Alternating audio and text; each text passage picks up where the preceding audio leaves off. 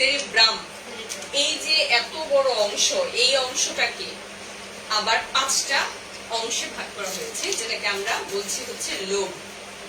ঠিক আছে, এই পুরা মগজ বলি আমি, মগজকে 5টা অংশে ভাগ করা হয়েছে, কারণ এই 5টা অংশের আলাদা আলাদা কাজ আছে।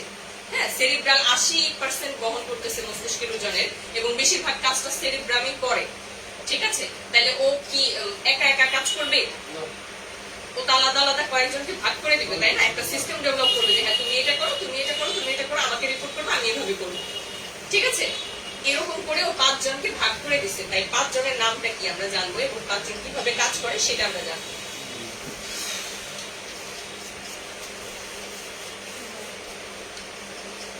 প্রথম জনের নাম কি?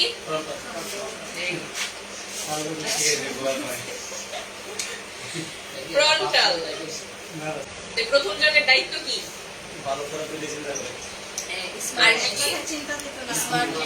স্মার্টনেস। সে কি কি করে? তার মানসিক বোধ, কিভাবে মানসিক বোধ, আমি কিভাবে নিজেকে আরেকজনের সামনে প্রেজেন্ট করব, কিভাবে কথা বলবো, মানে ফ্রন্টে থাকলে যা করতে হয় তাই আর কি। একদম অ্যাক্টিভ। হ্যাঁ, আমার সমস্ত অ্যাটিটিউড নিয়ন্ত্রণ করা হচ্ছে ফ্রন্টাল লোব। এবং আমি যে কথা বলছি এবং বাকশক্তি, আমার এই বাকশক্তির নিয়ন্ত্রণটা, কখনো আমার ভয়েস উঠছে, কখনো নামছে, কখনো সমান্তরাল যাচ্ছে, এই ওঠানামার নিয়ন্ত্রণটা ফ্রন্টাল লোব করে। ঠিক আছে, হ্যাঁ, কোথায় থামতে হবে? নিয়ন্ত্রণ, নিজেকে নিয়ন্ত্রণ, আমি কোন চিন্তাটা করতে পারবো, কোন কাজটা করতে পারবো, নিয়ন্ত্রণ, এটা ফ্রন্টাল লোব করে। আচ্ছা, হ্যাঁ, কাজ করে কম। আচ্ছা, দ্বিতীয় জনের নাম কি? প্যারাইটাল। প্যারাইটাল কি করে? প্যারা দেয়, প্রচুর প্যারা দেয়। প্যারাইটাল লোবের একটা বিশেষত্ব আছে, ওই যে এক্সট্রাঅর্ডিনারি। হ্যাঁ, এক্সট্রাঅর্ডিনারি।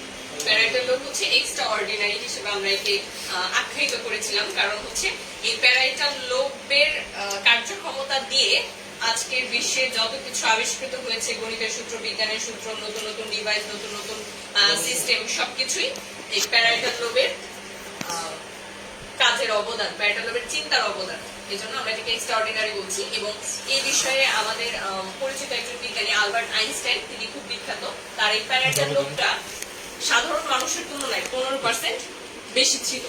ঠিক আছে, সুপ্ত প্রতিভাকে কাজে লাগানো, সেটাই প্যারাইটাল লোবের কাজ। ঠিক আছে, আচ্ছা, বুঝে গেছে? আচ্ছা, তারপরে 3 নাম্বার যে, তার নাম কি? টেম্পোরাল। হ্যাঁ, টেম্পোরাল হচ্ছে কোথায় থাকে? ও, ফ্রন্টাল কোথায় থাকে? আচ্ছা স্যার, একটু খেয়াল করেন। হ্যাঁ, ফ্রন্টাল থাকে হচ্ছে কপালে, হাইরামার কপালে। হ্যাঁ, ফ্রন্টাল মানে সামনে, ফ্রন্ট মানে হচ্ছে সামনে, ফ্রন্টাল মানে হচ্ছে সামনে থাকে, আমাদের ফেসের বা হেডের বা মস্তিষ্কের সামনে থাকবে ফ্রন্টাল। ঠিক আছে, তারপরে হচ্ছে প্যারাইটাল। ফ্রন্টাল থেকে একটু উপরে যাবে, এইভাবে 2টা হাত রাখলে যেই সেটা হয়, সেটা হচ্ছে প্যারাইটাল। হ্যাঁ, তারপরে হচ্ছে টেম্পোরাল। টেম্পোরাল থেকে আমাদের কানের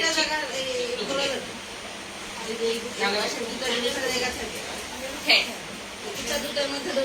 হ্যাঁ, এই যে এরকম। ঠিক আছে, তারপরে টেম্পোরাল হচ্ছে আমাদের কানের উপরে থাকে। টেম্পোরালের প্রধান কাজ হচ্ছে, টেম্পোরালকে আমরা শ্রুতি কেন্দ্র বলি। হ্যাঁ, কান দিয়ে আমরা শুনি, শ্রুতি মানে হচ্ছে শোনা, কান দিয়ে আমরা শুনি, এবং সেটা শোনার সাথে সাথে অডিও রেকর্ড আমরা করে ফেলি, এবং এই রেকর্ডটাকে ধরে রাখে হচ্ছে টেম্পোরাল। মানে ও হচ্ছে আমরা যা শুনি সেই তথ্যটা ও জমা রাখে, মানে স্মৃতি কেন্দ্র হিসেবে কাজ করে, স্মৃতিটাকে ও ধরে রাখে। হ্যাঁ, আপনি অনেক আগের একটা কথা শুনছিলেন, একটা ঘটনা দেখছিলেন, সেই ঘটনাটা আপনার এখনো মনে পড়ে, এটা টেম্পোরাল লোবের অবদান। ঠিক আছে, যদি আপনি ঠিকঠাক মনে রাখতে পারেন, তাহলে বলবো যে আপনার টেম্পোরাল লোব ঠিকঠাক কাজ করছে, ও কাজে ফাঁকি দিচ্ছে না, এবং ও সচল আছে, ভালো আছে। কিন্তু যদি ঠিকঠাক মনে করতে না পারেন, তাহলে আমি বলবো ও একটু উইক হয়ে গেছে, ওর একটু নিউট্রিশন প্রয়োজন, ভিটামিন প্রয়োজন, ও দুর্বল হয়ে গেছে, ওকে সচল করতে হবে। ঠিক আছে, বা ক্ষয়প্রাপ্ত হয়ে গেছে, ওকে আবার আগের অবস্থায় ফিরিয়ে আনতে হবে, যে জন্য যাতে আমরা কথাগুলি মনে রাখতে পারি বা স্মৃতিটাকে ধরে রাখতে পারি। ঠিক আছে, তারপরে চতুর্থ যে, তার নাম কি? অক্সিপিটাল। অক্সিপিটাল থাকে হচ্ছে পেছনে, যে জায়গায় মেয়েরা খোপা বাঁধে, ওই জায়গাটা হচ্ছে অক্সিপিটালের জায়গা। অক্সিপিটালকে আমরা বলছি হচ্ছে দৃষ্টি কেন্দ্র। কেন দৃষ্টি কেন্দ্র বলি সেটা আমি গত ক্লাসে বলেছিলাম, কেউ কি বলতে পারবে? কর্নিয়ার মাধ্যমে একদম অক্সিপিটালে যে একটা সিগন্যাল দেয়, অক্সিপিটালটা সেটাকে মানে একদম সিগন্যাল দেয় না, কর্নিয়ায় যে সেটা উল্টা প্রতিবিম্ব হ্যাঁ, তৈরি উল্টা করে প্রতিবিম্ব অক্সিপিটালে তৈরি যে। করে। এবার অক্সিপিটাল এটাকে ঘুরায় দেয়, সোজা করে দেয়, তখন আমরা যদি সেই মানুষটাকে দেখি। ঠিক আছে, এই জন্য এই দৃষ্টির ক্ষেত্রে, দেখার ক্ষেত্রে এই কাজটা করে অক্সিপিটাল, যে জন্য আমরা অক্সিপিটালকে বলছি হচ্ছে দৃষ্টিকেন্দ্র। এটার আরেকটা নাম আছে, সেটা কি? ফিলোসফার বা দার্শনিক। দার্শনিক কাকে বলি আমরা, বা দর্শন কি আমরা কি জানি? অক্সিপিটাল লোকের কাজটা হচ্ছে, ওকে বলা হচ্ছে দার্শনিক, ফিলোসফার। কেন ফিলোসফার বলা হচ্ছে?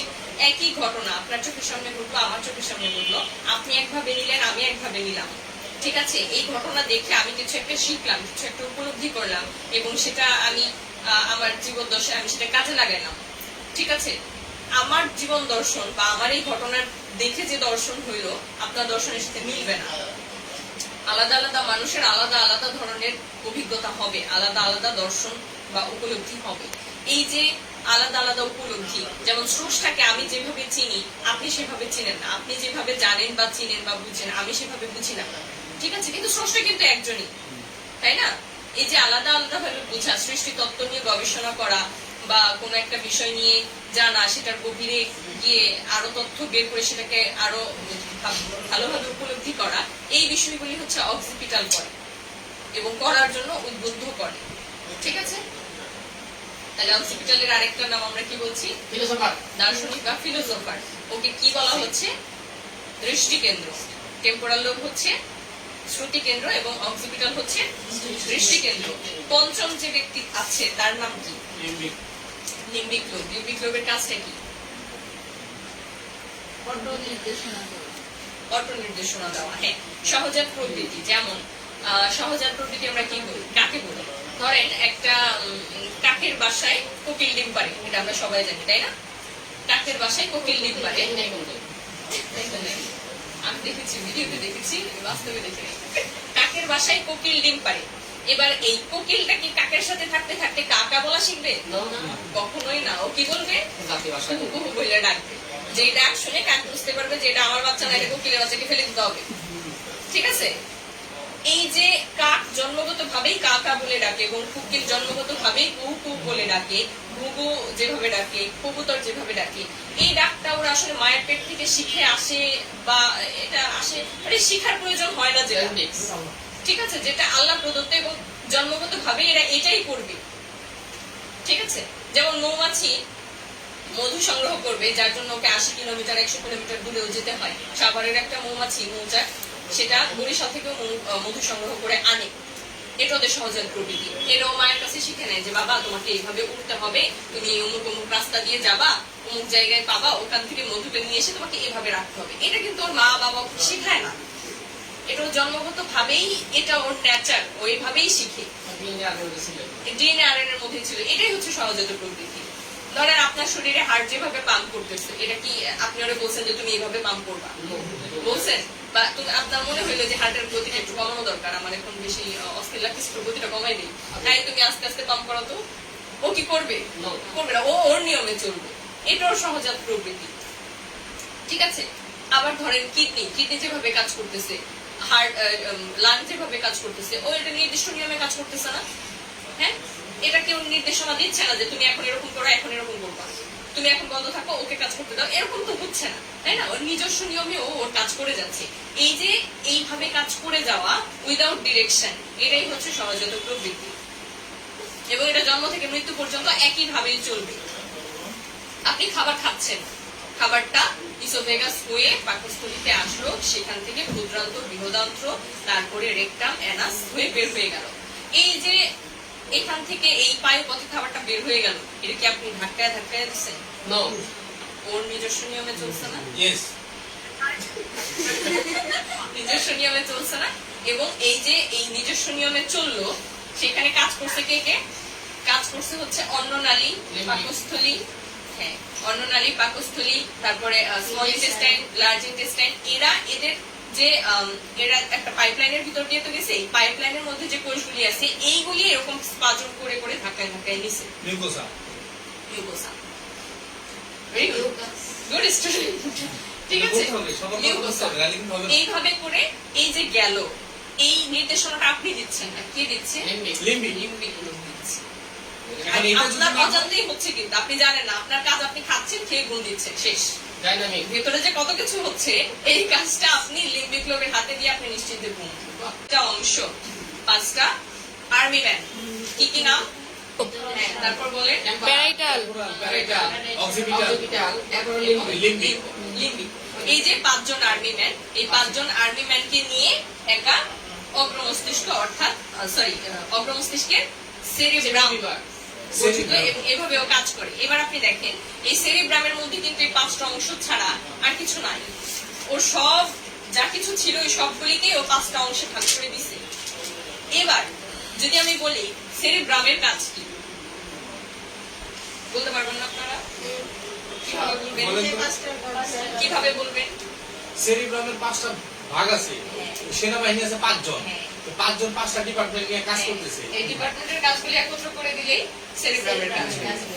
ঠিক আছে, তাহলে আমরা সেরিব্রামের কাজগুলিকে একত্র করে ফেলি। হ্যাঁ, এক, চিন্তা, বুদ্ধি, ইচ্ছা। আপনারা বলবেন যে এই যে আমি যে কথাগুলি বলছি এগুলি কোন লোবের কাজ? হ্যাঁ, চিন্তা, বুদ্ধি, ইচ্ছা শক্তি, উদ্ভাবনী শক্তি, অর্থাৎ উন্নত মানসিক বোধের নিয়ন্ত্রণ করে কে?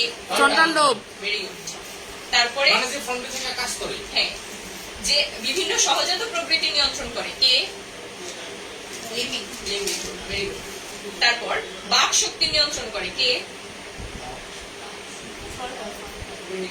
বাক শক্তি, কথা বলার যে সিস্টেম কাজ, সেটা।